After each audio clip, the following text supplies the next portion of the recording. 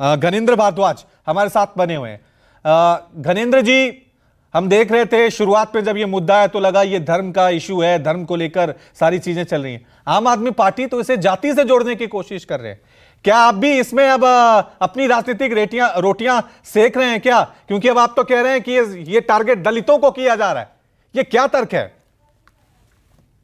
देखिए रवि जी, जिस तरीके से अभी लोकसभा चुनावों में भारतीय जनता पार्टी की उत्तर प्रदेश में बड़ी हार हुई है, मुझे लग रहा है कि भारतीय जनता पार्टी अभी उस हार के सदमे से बाहर नहीं निकली और लगातार भारतीय जनता पार्टी और उत्तर प्रदेश सरकार इस प्रयत्न में है कि किसी तरीके से देश के माहौल को बिगाड़ा जाए, किसी तरीके से दोबारा सांप्रदायिकता की राजनीति की जाए, देश को सांप्रदायिकता की आग में झोंका जाए। इस तरीके की एक षड्यंत्र, इस तरीके की एक राजनीति भारतीय जनता पार्टी के लोग कर रहे हैं। अब जिस तरीके से कांवड़ यात्रा को लेकर उत्तर प्रदेश सरकार ने एक आदेश जारी करा, निश्चित तौर पर हम यही तो कह रहे हैं कि अगर ठेली वाले पे अगर कोई आम बेच रहा है, कोई केला बेच रहा है, कोई रेस्टोरेंट चला रहा है और वो ये लिख रहा है कि भी मेरा नाम सो एंड सो वाल्मीकि है, मेरा नाम सो एंड सो जाटव है, तो इस देश की प्रथा अभी तक ये रही है। इस देश में आज तक भारतीय जनता पार्टी और आरएसएस ने एक ऐसी मानसिकता को डेवलप करा है जो मानसिकता आज भी दलित समुदाय के व्यक्ति को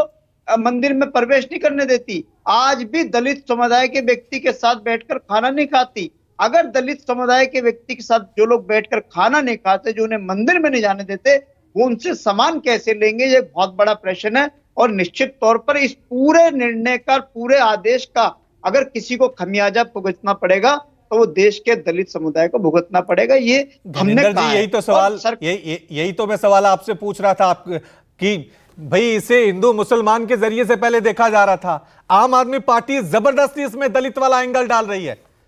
किसी ने दलितों का नाम नहीं लिया, आप जबरदस्ती उसे इस पूरे मुद्दे में शामिल कर रहे हैं। रवि, ये सच्चाई है कि जब दुकानदार को अपना नाम लिखना पड़ेगा तो उसे बताना पड़ेगा, अपनी आइडेंटिटी बतानी पड़ेगी कि मैं सो एंड सो वाल्मीकि, मैं सो एंड जाटव, मैं सो एंड सो धानक, मैं सो एंड सो खटीक, वो लिखना पड़ेगा उसको और लिख देगा तो उसकी दुकान पे वो लोग सामान नहीं लेंगे। इस तरीके की मानसिकता को डेवलप किया गया है। और रवि